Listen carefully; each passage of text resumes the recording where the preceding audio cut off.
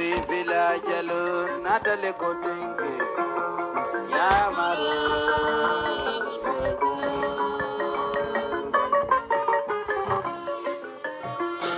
wallahi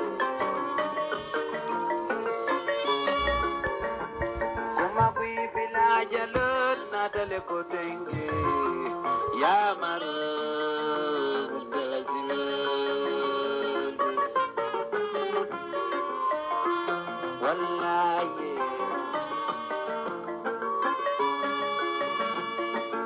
alay darge amantulu kanyandi jongo jong abena sumanlang desado jongo johnson domo manta balanang foridalo alulu balan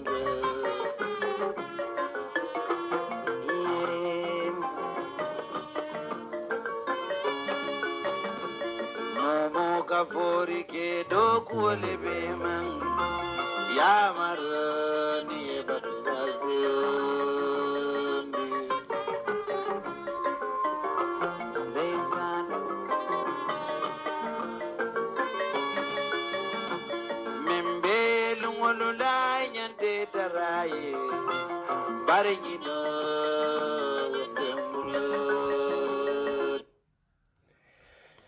So, assalamu alaikum, the viewers. Ngali kontong al tol nali kontong la men be jibero la sante ani men bina jibela ani men be na audio recorder sol ngali be kontong al tol nali kontong la jatawla na malde ala baraka banko din kendolo you know.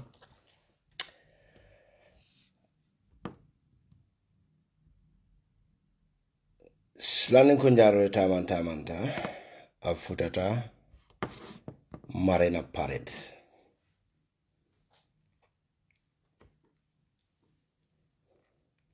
A greeting, Honorable Kali. Guy the Belgian malangola, ngal kontong, you know. The American malangol, the Switzerland malangol, the Italy malangol, and then the Bundesrepublik of Deutschland malangolo, the Sweden, Spain, you know, and the rest of the entire China. Na jinebisa uncle fana benjive kang, you know. Na Fritonian ol fana fele benjive kang. Liberians, Ghana, nyawal bela, you know. And many benjive rola palantero la na far right extremism. Balbe jive kang, you know. Greetings, Mr. Kita. I'll be control, you know.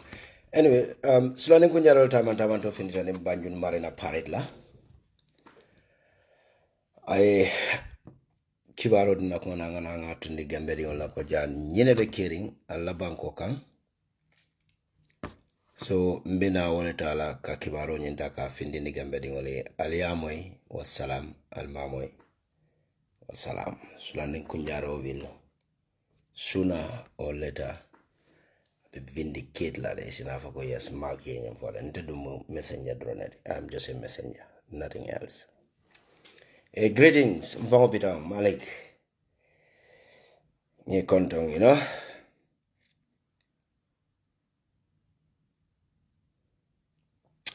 Kununga kibaro tandala le about Usenu Bojana. Afale neko the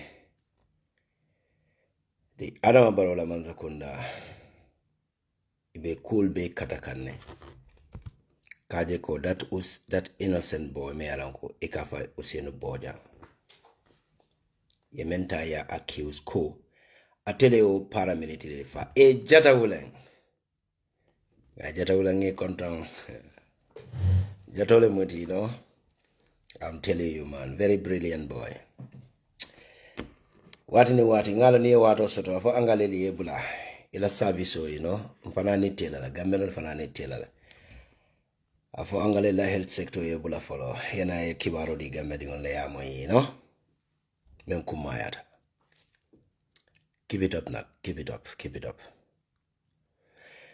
So, Sulanin Kunjaro taman totata. Nyankatan domo dulato. Sama kibarol be findila nanje. Friday nyankatan Adam Barolam Bahal Kuru. Ibe nyankatan domo kala State House. But kononde the last kuluto meeting on many yalan ko keta Sulanin Kunjaro taman wale findila. Yakona nga for gambe dingo ko membe kere. Ani muna planot. Ibe muna kodo. The new constitution. Ilafta ka kenyadi. In the National Assembly members all. The despots National Assembly members. Many are on Kosai, Laftaka Kododi wala Prusilan. Nindi bed caring about the new constitution or the voting procedure in Bekeka. Ibedulia will need a break la will the son of Morona Koteke Salon will be bribed.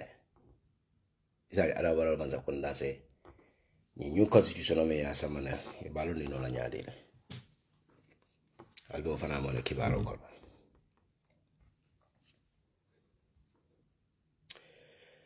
Sulanin Kunjaro ko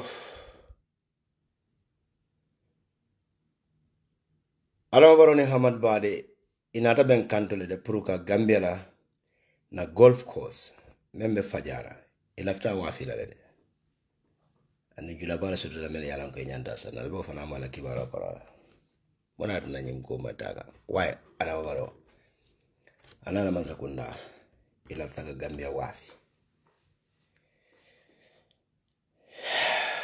Albina Malakota, the reason of Madna, Useno Bojanita accused. Yakeda Lomenkama. Albina of Anamuela, NPP. Arabaronala devilish soul. Ya start lede. Ibe kaito kuluto di come foreigner lale toward 2026 presidential elections. More on IEC, the Gambia Independent Electoral Commissions. Ini anabaro be kuloto di amolalde. Election obe nyoreni no la nyadile. Jumala nyanda kila IEC la kiamano, the debate still continues within the despot.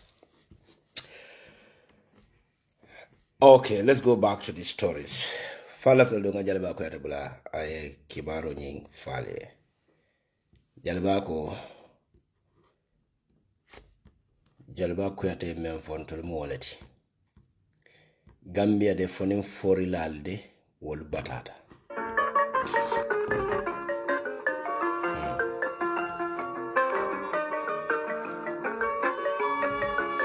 be batari mbakel dal kana mota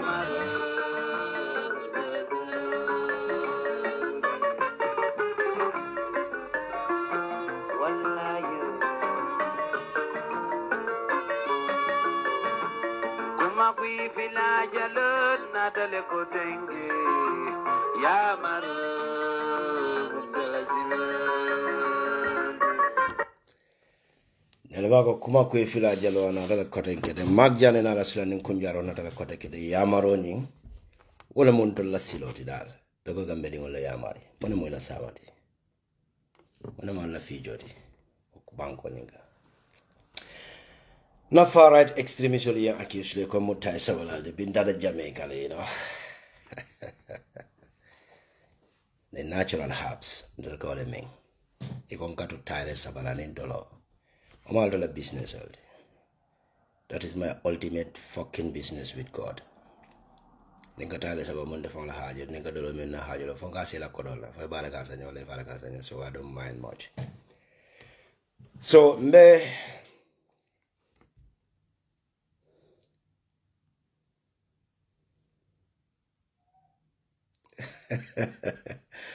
Alkana wori wakama, you know. Wol be desperate ne la musol be bulu suko ne musol futule bo kaso na tala e mo ka futa no katite wulu je to katu mol katakla dro and donc the fon kata Gambia la skena na la musol be table for two sort la you know Senegal be so I don't mind them anyway. Wol mona farat extremism le mante ijabela so albama la ko Adama Barrow ning pertaining to Usenu Boja Melanko, the Adama Barrow la Mansakundala official wale accused. Adam Barrow la Mansakunda la official many ya lon ko ye PIU officer so le nyim fa wole la fabricated story nyindeda ya da purpose na wala nyindiko pour ka UDP nyinta ka stain bari alaman na okay bari mo na happen Adam Barrow la Mansakunda silande Useni boja na procedure bitaka nyame ngambe la court ya jele ko Adam Barrow la Mansakunda ma any evidence to nyimbo nyena andu na winter ne useni winter asike no be Adam Barrow la Mansakunda nyen sula court le for all the accusations because he accusement na atra kiti ya moti nyanta falale so ni winter Adam Barrow la Mansakunda la against Adam Barrow la government nyen asike no billions of dollars is nyen nyanta compensate la wala wajele ko Adam Barrow la Mansakunda ilafta ka boyo nyinta ka eliminate jannin kiti nyimbe ban gameno na len sotal malo al idal sontal manso. This is the sad reality about Usenu Bojang. The boy is just an innocent individual. I'm from the very particular day so nin kunjaro inform na ngafo gamedi on ko this boy is innocent. Right after that particular moment incident happened to Tumamena. The first thing Sulanin Kunjaro for them publish. Akonye this is just a bloody lie. Akonye Adam Barrow la Mansakunda la official government only be la ila dubious business in transport la. Yalanko this junior PIU officer solmeni anako be traffic control ka. Ni wale jeri will table escape onyama. Then the media will catch up. It will better the position Jumal Adam Barrow la Mansakunda gono. The international community will involve Kajago. Adam Barrow la Mansakunda officers, they are directly dealing with this hard substance, cocaine and other things. Well, they are deliberately ye two innocent PIU officers ye eliminate puri kanaje. Ya make so ye far.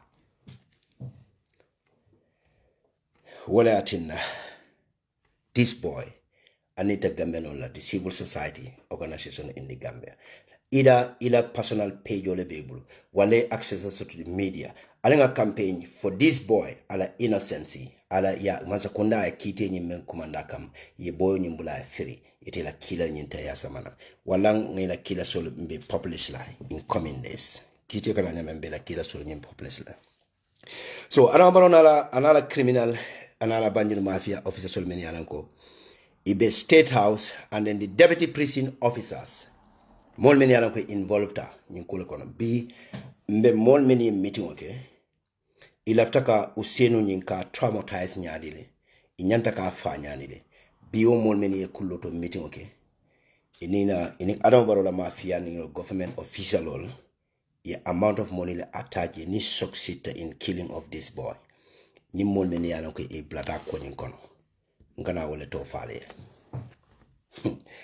alkana jutu silo nin kunjaro la nying mitino nying kela State House le with some prison officers, namely the deputy director Sedi, the commissioner Sow aka Jumbo, nyune multimini alanko ining Adama Barrow la mafia government so ye meeting o kele kullo kono probe Usman Boja nyi ba eliminate no la nyaade de Niko be direct kata ka inject wala ka pushing immediately within the second 24 hours after the lawyer might request for port motions, or maybe abe ase another DNA ning wala medical detectives ase request no le pro medical detective for yata kala konyin kiskis nyimbo nyim fata nyaadile. That's the forensics doctors or the forensic medics will nyanda involved la kokono but saibe munekela sila. They have come to a conclusion with Adam Barrow la Mansakunda wala nyandi nyibonye be Usenu Boja nyi before the end of the trials. Inyanda menkela wala nyantiko iba putla in solidarity in confinement without a proper ventilation. And then the mosquito net mendilala is going to be a poison mosquito nets called smealanko. Ibole dila Usenu Boja after learning public media ka approach at the courthouse ka fuko yakeda meta abuka abuka fonyo kendo nyi sotoji wala abuka suslale ya bula suslale kono pro suslale ka king pour malaria bar sai bina malaria net min dilala nyi malaria net nyi ya chemicalized le it's already contain anthrax me alongo ibolo dila useno bonyana na presin selo kono bala na ke lawo kono tumamena as long as abo inhale ala long sol nyi mbebe damage lale because the anthrax is a kind of medicines or a poisonous me alongo ika isa even later on you use no alale a piece of this paper isa bula no isa anthrax use no alale ya bula later kono ya seal ya kimoy ninde ngoyele na bun kono jang the moment nga yele jang nga inhale to mamena rek abena long sol nga bole kala be damage la be damage la. So it's a Usman Yintala, Usman Bojang. Adam Barola Mansakunda attempt lesson how to eliminate this boy. Ida la domorol. Ya blood woman gonna mealanko. This time around the weather is very hot and that particular cell is very hot as a fan as a lack of oxygen sort of no jele. Wala ye mosquito net mealanko ya diela. Isalonko dal. Il after ka fa wala dale obe mo portion ultimate ko ya chalala jumala boda nyin ko nyin kalama wala in the prison the deputy director Sedi is aware of this aning commissioner So aka Jumbo, these people you know multimate ko they were very well informed adama barola man sakunda na plan to odu Usenu Bojang ntele mag jana nyemfo the office of the ambassador sulanen kunjaro la message nya ko wala fo gambe no le ndem message yalde sulanen kunjaro le nyefo ko fo gambe ngol nyimo le yalan ko men yalan ko ni ana barolo ma fi yalla nyi bota ko ni kalamal andung nyene mo la plano de be mbo nyi na life lafta en nyamen to protect the actual killer, to protect Adama Barrow Mansakunda official ila plano because wale failed. This information is authentic from a very reliable source at the office of the President, Adama Barrow. Sulanen Kunyaro la. Sulanen Kunyaro, Adama Barrow Sulanen Kunyaro employed at the office of the President. Ina modi me yalango as sabatita. So Sulanen Kunyaro I Usenu Bojang na court in the defense team. Akali protest and the next sitting as a protest code katandila ko.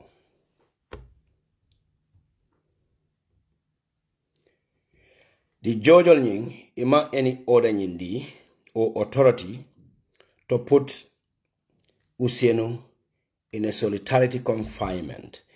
Gambela Jojol many be Gambela High Court or Supreme Court lebe kite kikandamendo be ima any authority di Adama Barrow Mansakunda ka Usman Samba ka bula o confinement cell si fanyin kono me alonko il after prukafa ya samba current cell men kono oda mambona Jojo le bulu courthouse pruka chanje ko Usman nyanta bula lo cell lo kono so Usman na Jojo ala loyal men alonko ba protect la defense team all inyanta make sure la yo ko protest at the Gambia High Court or a Supreme Court kiti nyi meke gandamende so tandi Gambia Mansakunda lako and in police la ko this boy Ama deserve to be in that prison. Why Babula old lad? Number one, another human right offense like old lad.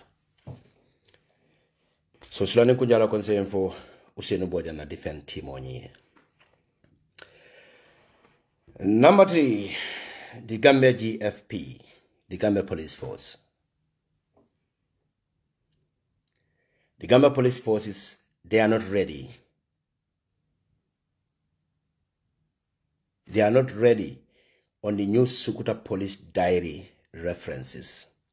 Because Biria Usman Nyimuta, the so-called accusing, Yasamba Usman, Yasamba Sukuta Police, instead of Brusubi Kunun like Nadia Moningono Brusubi, not Brusubi Police, but the Sukuta Police Diary, because near case in the cap bokule with the reference and that particular time of the hours, the incident happened, the Waleme Aresia Mota time moment, it can be addressed. So at the time of Italy calling calculating Nyameng, ko Usman Bojani biriya moti ya samba sukuta la police di momene yi record ni reference ni ko ya book that particular time and lawyer ni will request at the Gambia court.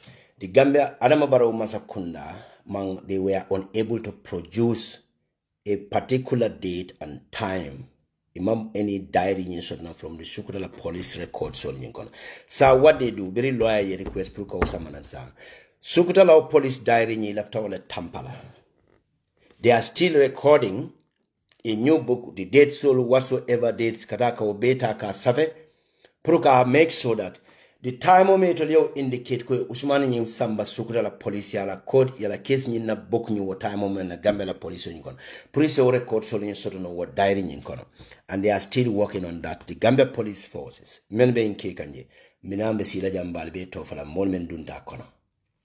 Daily basis be to fala men yalan ko ya edit. So la Kunjaro is still working on that. Ibole ta kan proka edit ka sukura police la diary ni ta the reference ni ka falsified ka tandi Gambia dingol nako. Usman Boja Nyamuti book that particular time and date in that diary. So their police are still working on that diary. Wala na hansa bring justice getting you kwenye request. Arambaro na mansakunda man thinking no. Can you believe that this is just a single day work? Ye moki na mfubanyo na police la record control kwenye record book chikana tumamene date nyime ya lom police ya ile mane fat yo date nyinte ya copy ya samba.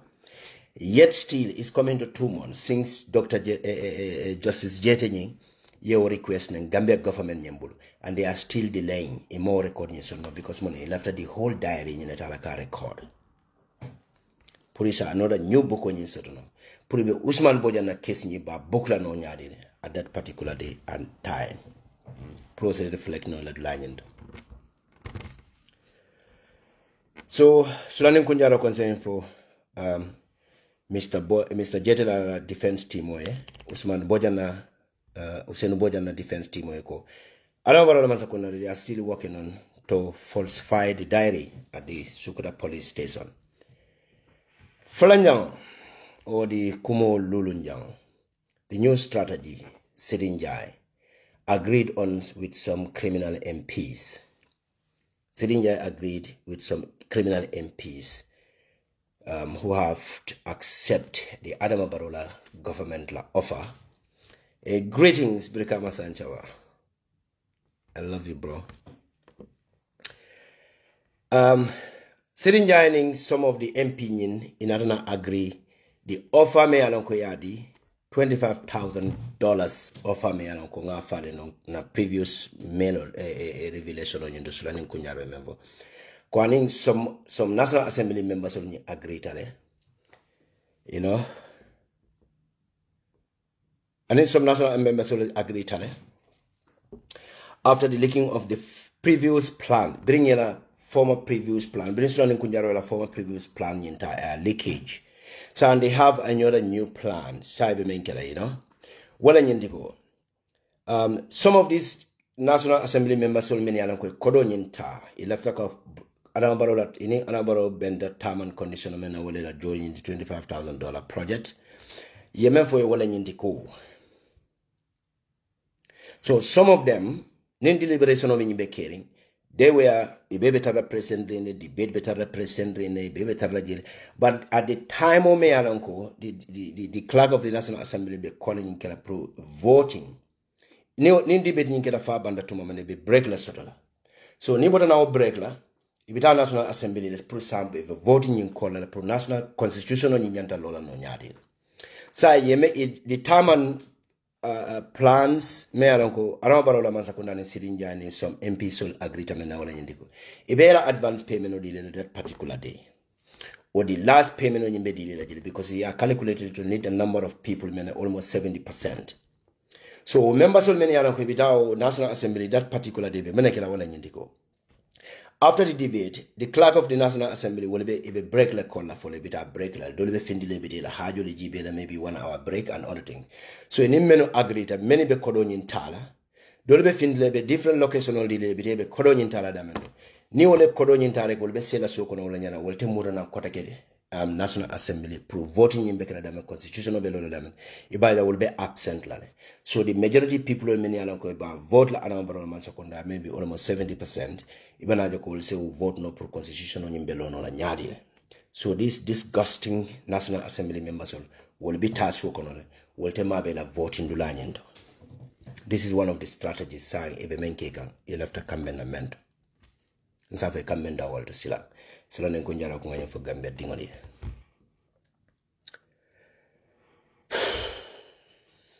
Kuma woro nyang. Ndolo ka sada. Kana jira sila nenkunjara la. Nemfura da Gambia la airport e bafla nyara kwa. Here. Joanna sila nenkunjara. They want to know that. Ada wabara fonga tala sila kafu jumala mnyo sila nenkunjara. They want to know who is this guy. Mkwa abada Jamaica. Until we deal with natural herbs. Nyomi nkolended.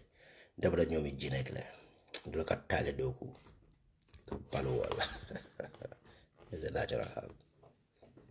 75%. Very good. Nini tawla the is going to be done. So, kumo lulunjang. Wala mnyentiko. Adama barode. Alaman sakunda be facing economic disastrous lebekere in the Gambia bi. Bankola economic afatale. Tak. Meta infala le Gambia. In the next coming months, it's going to be very hard for a mere civil servant to get your salary in that country. Imagine another $30 million project of Meyalankoya demand from the European Union in the name of building the Balding Hiding Highway. Ya Kurunyim Taliban be distributed toward this constitutional representation at the National Assembly. And that job will never be done in that society. Money will not happen na kodege.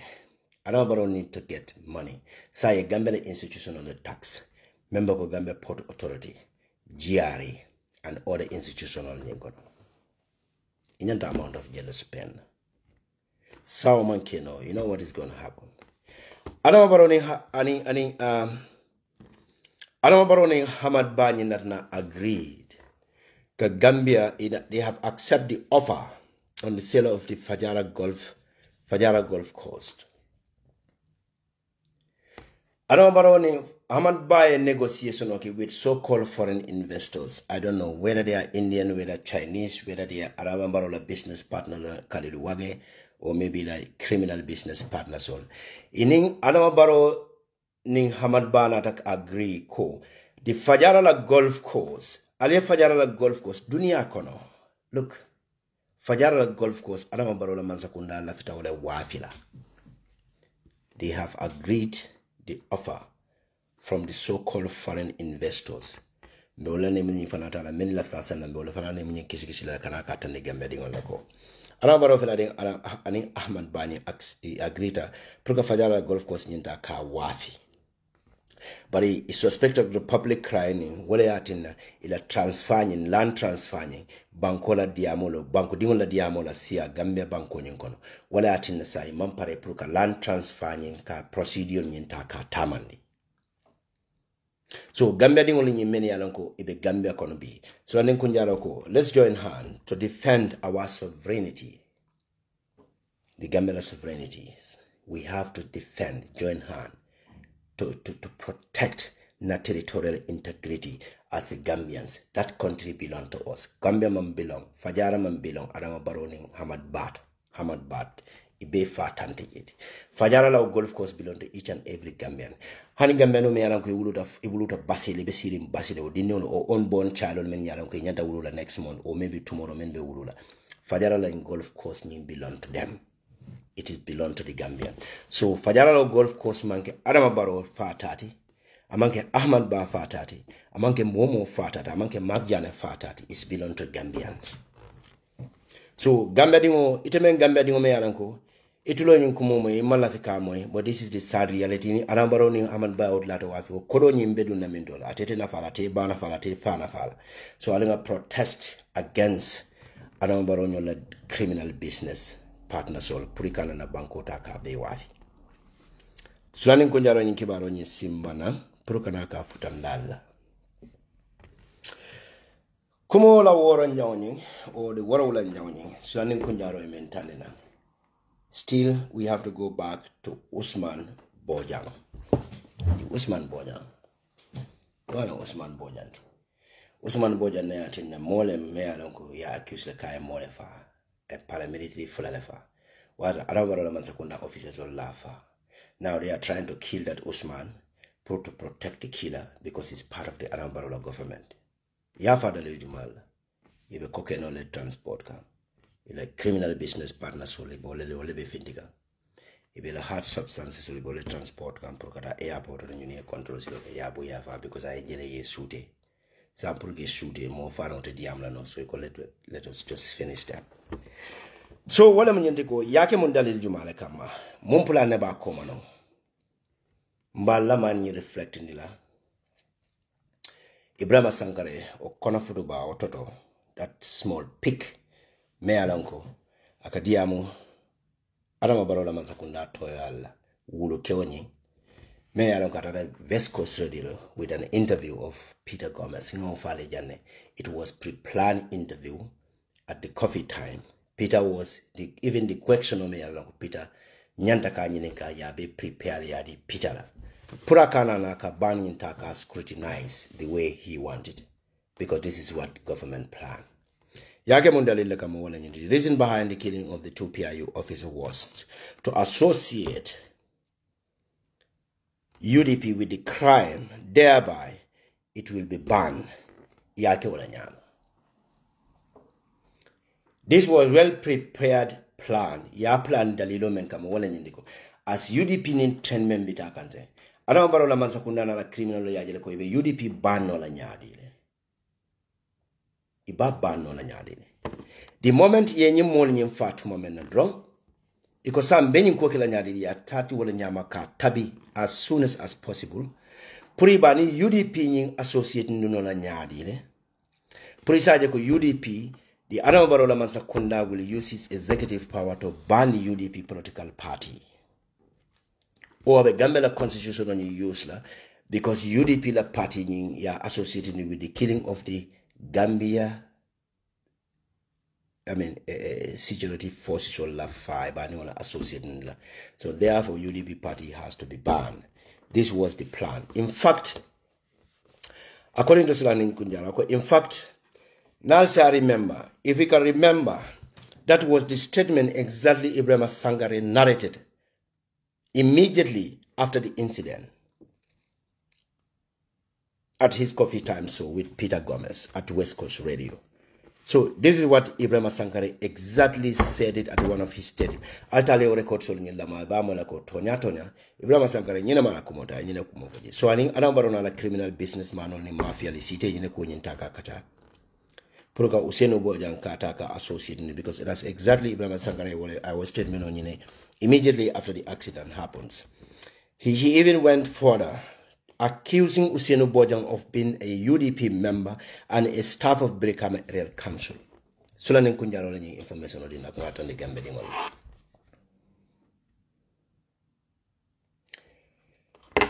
Don't messenger. Don't messenger. Na far right activist all. Na far right extremist all. Cannot challenge me. Mabjane, Office of the President letter stated. I remind you, I still have the Office of the President. The letter from the Office of the President.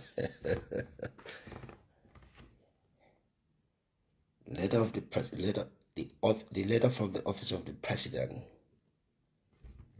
Bembulujan, abe populist la in el rol. Populist la temela. Inshallah, populist la temela.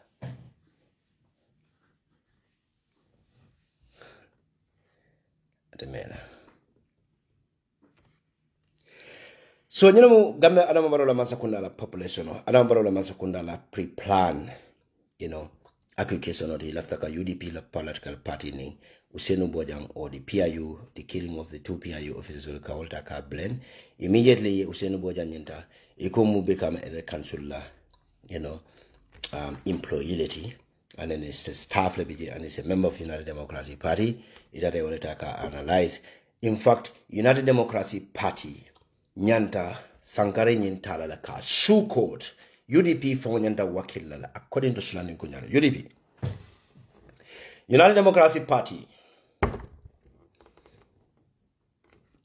Sulanin Kunyano ko aliyala lual prepare to sue Adama Barrow government because Ibrahim Sankare albole sue la court Ibrahim Sankare in a separate case against Ibrahim Sankare plus another separate case toward Adama Barrow Masakunda for associating a competent political party like UDP by associating UDP with the killing of the 2 PIU officers.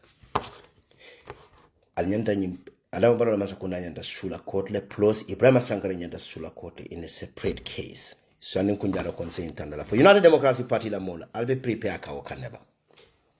Ngal nyini ka wa mo question mark wallet. Because to associate UDP with the killing of the 2 PIU officers is a crime against United Democracy Party la integrity in that society. United Democracy is the government in waiting. To associate United Democracy Party with the killing of those innocent PIU officers is tantamount to legal-minded individual. Nintolembe bidaf like a bidaf. Ndolakafana bidaf if necessary. Ndola. You know, ndola yeah, INZ's medication also to bidaf medication also to so.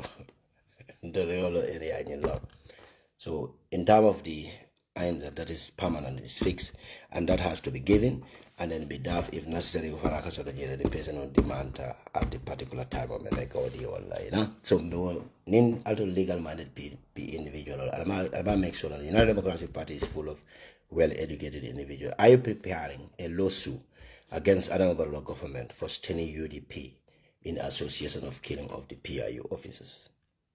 Falwe parela wala ala la prepare. Okakson ma ko nyinjide United Democracy Party la executive wala. The NSGWP, thank God. Imang NSGWP ni accuse wala denono. Ntolwe kiti ni bushale kamera kabari sandeno kiti fulawe tarla karanga. The Kibaro, the last but not the least. Who is going to be the IAC chairman? Jamala nyandekela IAC la chairman. Jokoli, Sambu Janjani, Jamala nyandekela. I don't discuss on the cake with Adama Barrow. The negotiation continue with Adama Barrow and the IAC staffs, the senior staff members, Kajeko, United Democrat, Adama Barrow yala all prepare plans and they had a small meeting with the IAC like chairman by promising one of those 2 hierarchies from the IAC. Ni is sonta, Adama Barrow plan on many kekang, and then the IAC fana sonta to comply with them, this 2026 presidential election on Yemenkanai by Pushnola Nyade. One of these people will be appointed as the IAC chairman. The Jokoli, many Alanko say to finita, the commission of the many Alanko, they have embezzled more than 300 to 400 million Gambian dollars within the IEC. Kodonyi Modamentole during the 2022 presidential election on a period on Korole. Yen Kodibanyenta Yatalandale Damarniente Madoria Kila private account of over $3 million. So Umo Kilon Anabarola Masakuna after Kolel Takoteke. Purkana, one of them supposed to be the IEC chairman if they agree with the term and condition with Anabarola MPP la Banjino Mafia plans for 2026 presidential election of Kilo about pushing on Yadil program la fitting test. They want to try that. And if they try, I will work like Gambia. Because Gambia is a sad nation. Molbe Gambia, they are full of egos. imam banko la interest ye bar la personal interest ba wala de demonstration da te kamera na samal fondin ken be sirin gamal tul be kala kana tuba du jan tuba du fatal tuba du ko le la banko do ko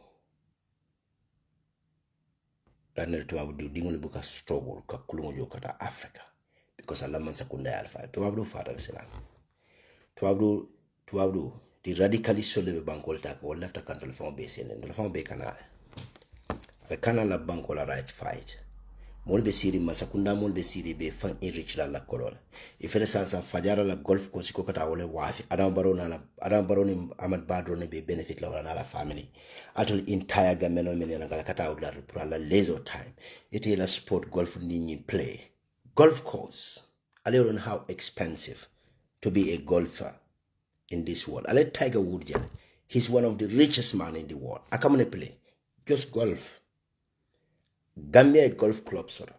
People are training. Gambia no be the boka na Gambia kata training internationally because sort of kanji they are paying them in euro. Allah cost kilometer fana ba ko kata wole wafi. Hokoto dal bulo kono je. So membe kere wala nyindiko. Alama barona la MPP ning aning IEC yela discussion on keje le janden sabe mneke kansen follow. Alama baro ye listo le samana IEC la moneko the amount of people to the foreigner menela ko nitala pour ka kaitol nyindi la ka prepare toward 2026 walisto nyina pass la IEC la sante and therefore the MPP start like collecting some details of the non-Gambians preparing for registration ahead of 2026 presidential election. That's the reason on the recent population census, the population of the Senegalese and the Guinean were reduced and added on the citizens. You know, the number of Senegalese in the Gambia has been blatantly reduced. The number of Guineans, every day, Guinea la nyimbiri kurida ki Gambia kono tumomen every day boso men natata Guinea na bina kaka fala no buka muru. Constantly deciding Gambia fat na tap.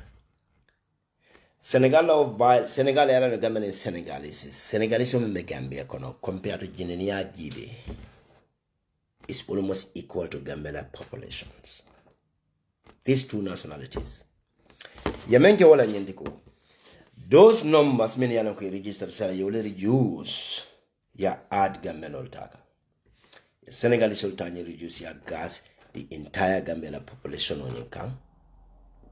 Will a Gambian population on your rising it to almost 3 million Gambian people. So now they tax the Gambian immigration department to identify those many are officially registered in the Gambia with alliance documents and more many are register officially. Iboleta can gather to collect their statistics. Kaje ko benedi la IEC la ibe number of people they produce la Gambia identity they produce like a reference bonena from the alcalos, the chiefs, and then some police officers, many anko, the chiefs and whatever Gambia government officer attestation on the dameni. Pro ibe Gambia la documents so formularity ni adabaro masakunda la bewokela. But ibe documents so the false file from various areas in the Gambia. So ibala ko ni tata o record so ni somebody National Immigration Department or the Gambia Immigration Department. Ibala ko ni be documents on ni apply some reference, some criteria so le laka documents or requested documents ko le laka to get them the national identity card, like a passport side, a birth certificate of this and that and that. So ibole false file pour ibala ko be Gambia identity ni so no la nyaadile well before the presidential election or Says a Gambia voters card in Fanatano, ka adila nyame. Nyimplano, the pre-planning is about prepare kind of something and they're about to kick off till 2026. Nyene bekering, slaning kunyaro nyina fonye, pona ngana tandala. Do not underrate. Do not underrate. Baby Fares running Kunyara message. Baby Fares running Kunyara message. Baby Farwala, Baby Farwala, Baby Farwala, Baby Farwala. I'll cut picture of your left and dark killer. I want a video call picture. State House Yankata no more love Natalo Bembuja and Ningo Kirikibana Jumala Natalo in Tantakela. So, Ninam information on the Salon Kunjara Memfali, Bimbe Jamaica. The far right extremism. I don't need Jamaican t-shirt or lat moment a careful got tie Sabal and Binkan and Anyamole Ma. Langasino. 2026 will not be easy like that, the NPP. Me mezol takan. Information will be dekan. We will speak up. Jatawula. Neme wada sorena. Ya sada binga nyankatang ndongo nyankatang. Nyankatang ndongo ate movement ni ama.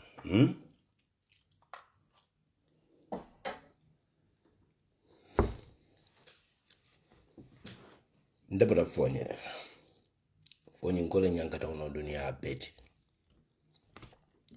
Kana tu kije. Yeti kije. Mavjaro kije. Ye kanjo kije. Ye jado kije. Ye bujba. Set so melana le jana de na. Alula roto dia. Ala baraka baga. Jumale ala opinion so to see with if you don't have anything. So let's call it night. Good night, folks. Jada wule me busy in ngara be night duty there. Otherwise, I will have a castle tailor. But what am I going to tell? Jada wule mbatting join them, Jada wule. It's Sao join now. If you don't mind.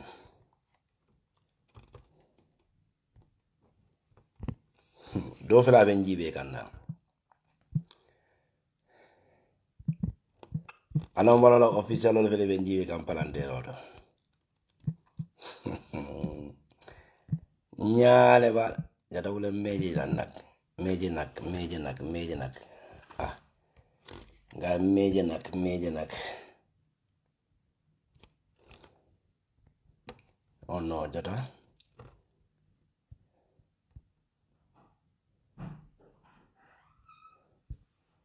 Jatawuleng. Requesting is a keen and know that. Let me check this side. Can I check the other thing?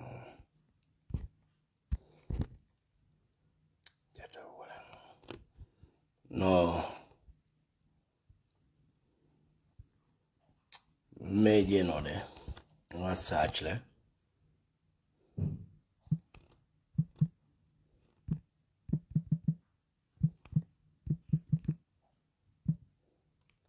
I'm up here. Anyway, I'm up here. I'm up here list on into Dalbari. I don't know coming mantra list on in Konanyama or Dala Sabo anyway. Jadawulama up here nak. So by the way, Naman Nano Fana, Makantala. I'm a busy in it. Well, no, I'm not the request of just send on any direct. But I'm not a legend to follow. Now, Danja, forward to the Jadawulan, Saturday and Sunday, me free in.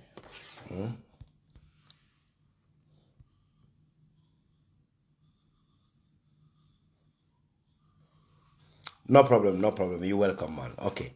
Until then, until dear. Ciao, bye-bye.